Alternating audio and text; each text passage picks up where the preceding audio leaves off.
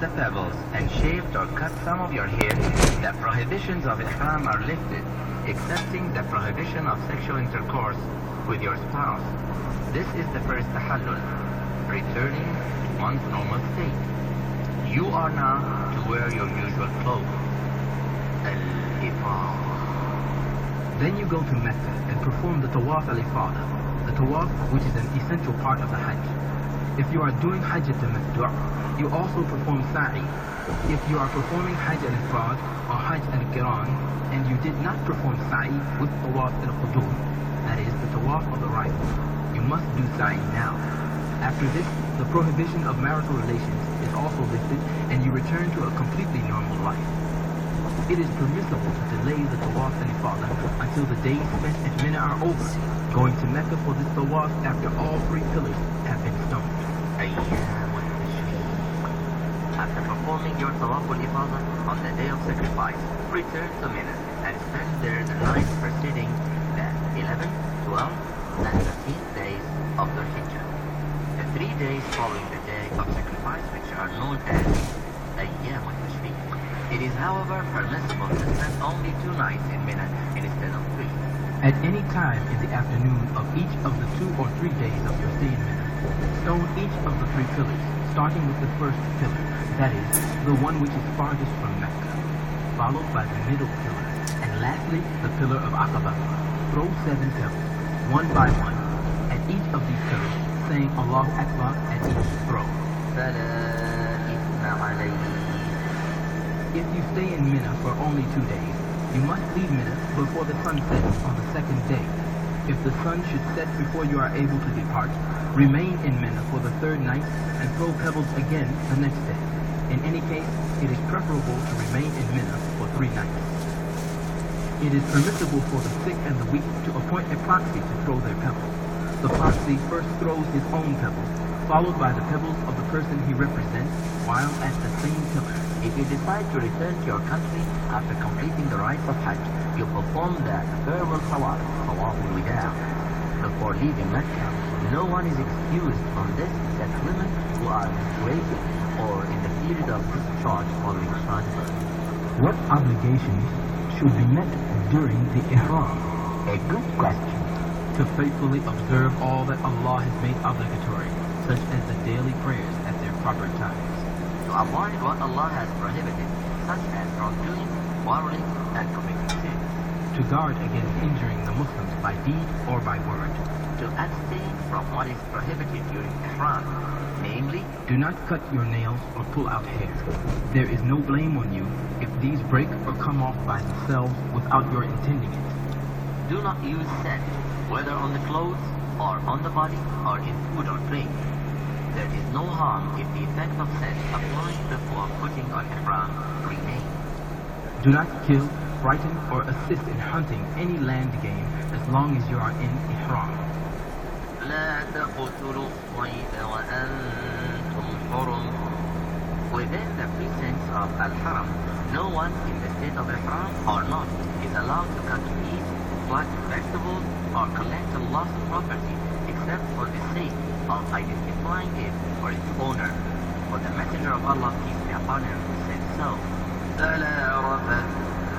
Do not propose to a woman or contract marriage either for yourself or on behalf of others. Sexual intercourse is prohibited too, so is touching the opposite sex with desire. All these things are prohibited during the period of Ihram. All these prohibitions apply equally to men and women alike. In particular, a man may not put any covering on his head.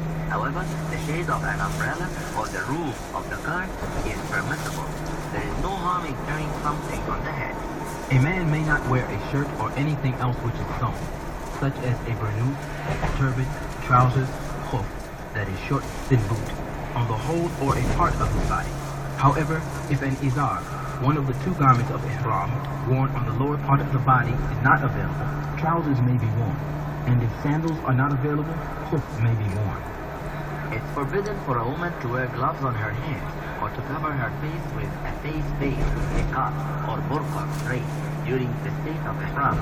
However, if male strangers are around her, she should conceal her face with her head covering or something similar. These rules apply until she comes out of Ihram. If a person wears a sewn garment or covers his head for men, uses perfume, pulls out some hairs, or cuts his nails through forgetfulness or due to ignorance, there is no fidya, expiation for him. He should stop doing such things as soon as he remembers or is reminded of them. It's permissible to wear sandals, a ring, a pair of glasses, a hearing aid, a wristwatch, a belt, or a girdle which protects one's money or documents. It's permissible to change one's clothes and to wash them, as well as to wash one's hair and body. And it does not matter if some hair inadvertently falls out during washing. Are there certain things to be done when visiting the Prophet's mosque? Going to Medina at any time with the intention of visiting the Prophet's mosque is a sunnah, as is performing salah in it. According to a hadith of the Prophet, may peace and blessings of Allah be upon him, a salah performed in the Prophet's mosque is better than 1,000 salahs in any other place except in the sacred mosque, Al-Masjid al-Haram, in Mecca. There is no ihram nor talbiyah for the visit to the Prophet's mosque, and it should be emphasized that there is no connection whatsoever between this visit and the Hajj. When you enter the Prophet's mosque, enter with your right foot first, saying the name of Allah the Most High, and evoking blessings on His Prophet. May His peace and blessings be on him. And ask Allah to open the gates of His mercy for you. The recommended words for entering any mosque, including the Prophet's mosque, are أعوذ بالله العظيم ووجهه الكريم وسلطانه القديم من الشيطان الرجيم اللهم افتح لي أبواب رحمتك. I seek refuge in Allah the Almighty, and in His noble countenance, and in His eternal power, from Satan the rejected. O Allah, open to me the doors of your mercy. Perform 2 rak'ats of Tahiyyat al-Masjid, the salat of greeting the mosque, after entering the mosque, preferably in the Rawdah, or otherwise anywhere in the mosque.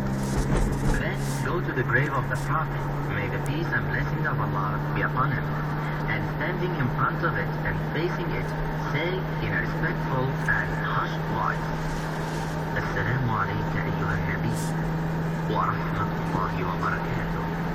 Peace be on you, O Prophet, and the mercy and blessings of Allah, and call for the blessings of Allah on him.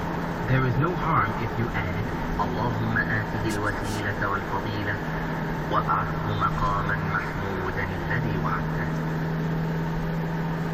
اللهم اجزه عن أمته أفضل الجزاء. O Lord, give him the right of intercession and the favor, and raise him to the praiseworthy station which you promised to him. O Allah, reward him on behalf of this ummah, people, with the best of rewards. As-Siddiq. Then move a little to the right to stand before the grave of Abu Bakr. May Allah be pleased with him. Greet him and supplicate Allah to bestow His mercy and forgiveness on him. Al-Faruq. Again, move a little to the right to stand before the grave of Umar. May Allah be pleased with him, and greet him and make supplication for him.